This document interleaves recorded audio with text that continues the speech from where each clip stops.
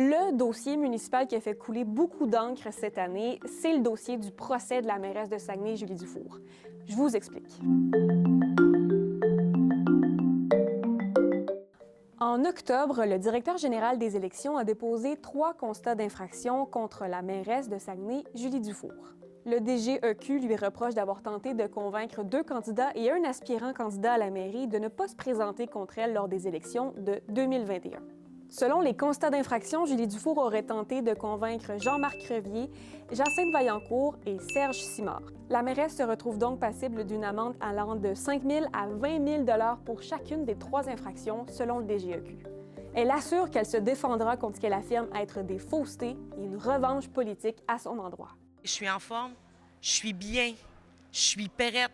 J'ai hâte de parler au juge pour rétablir les faits. La preuve, là, je l'ai toute. Je l'ai toute lue au complet. J'ai tellement hâte. J'ai tellement hâte. Le procès a commencé le 10 décembre dernier, mais la suite des procédures judiciaires aura lieu le 27 janvier. Cet automne, les conseils municipaux étaient souvent émotifs et tendus. On fait un cirque. C'est de la clownesterie. Plusieurs conseillers ont demandé à Julie Dufour de quitter son poste temporairement le temps de régler ses démêlés avec la justice, ce qu'elle a refusé. C'est sûr qu'elle devrait se retirer puis qu'elle règle ses affaires. Parce que je pense que vous devez vous retirer le temps des procédures.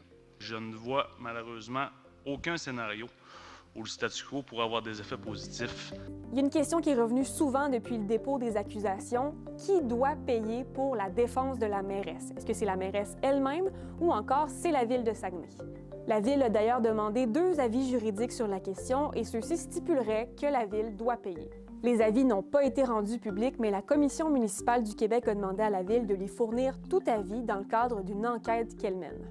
On saura la suite le 27 janvier.